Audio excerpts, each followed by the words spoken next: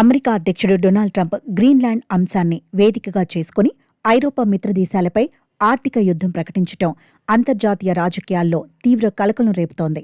Greenland విషయంలో America ప్రతిపాదించిన వినాశకరమైన విధానాలను వ్యతిరేకిస్తున్న Denmark, Britain, France, Germany, Sweden, Norway, Finland, నెదర్లాండ్స్పై 10% అదనపు సుంకాలు విధిస్తున్నట్లు ట్రంప్ శనివారం ప్రకటించారు.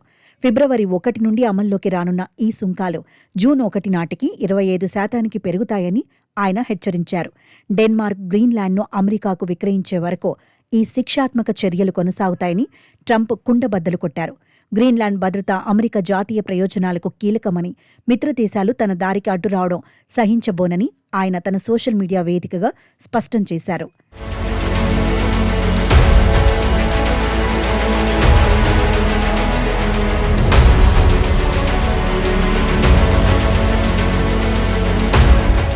ట్రంప్ తీసుకున్న ఈ ఏకపక్ష నిర్ణయంపై ఐరోపా దేశాధినేతలు ముక్త కంఠంతో విరుచుకుపడ్డారు.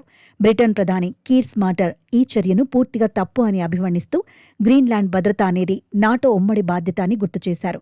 ఫ్రాన్స్ అధ్యక్షుడు ఇమాన్యుయల్ మేక్రాన్ మాట్లాడుతూ అమెరికా చేస్తున్న బ్లాక్మెయిలింగ్కు తాము లొంగే ప్రసక్తి లేదని, ఐరోపా సార్వభౌమాధికారాన్ని కాపాడుకుంటామని శపథం చేశారు. స్వీడన్ ప్రధాని Ulf Kristersson, EU foreign policy chief Kaja Kallas సైతం ట్రంప్ వైఖరిని ఖండించారు. మిత్రదేశాల మధ్య తలెత్తిన ఈ చీలికను చూసి చైనా, రష్యాలు పండుగ చేసుకుంటున్నాయని, ఇది అంతర్జాతీయ భద్రతకే ముప్పు అని కల్లాస్ ఆందోళన వ్యక్తం చేశారు. డెన్మార్క్, గ్రీన్లాండ్లో వేలాది మంది ప్రజలు వీధుల్లోకి వచ్చి గ్రీన్లాండ్ అమ్మకానికి లేదు అంటూ నిరసనలు చేపట్టారు.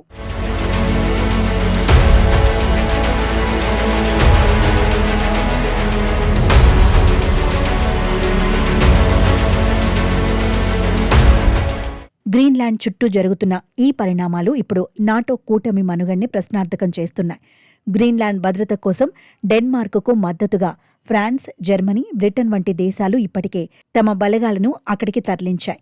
ఈ సైనిక కదలికలను ట్రంప్ ప్రమాదకరమైన ఆటగా అభివర్ణించారు. అమెరికా తన క్షిపణి రక్షణ వ్యవస్థ పూర్తి స్థాయిలో పనిచేయాలంటే గ్రీన్లాండ్ తన ఆధీనంలో ఉండాలని పట్టుపడుతోంది. ఈ నేపథ్యంలో ఐరోపా దేశాలు కూడా ధీటుగా స్పందించేందుకు సిద్ధమవుతున్నాయి.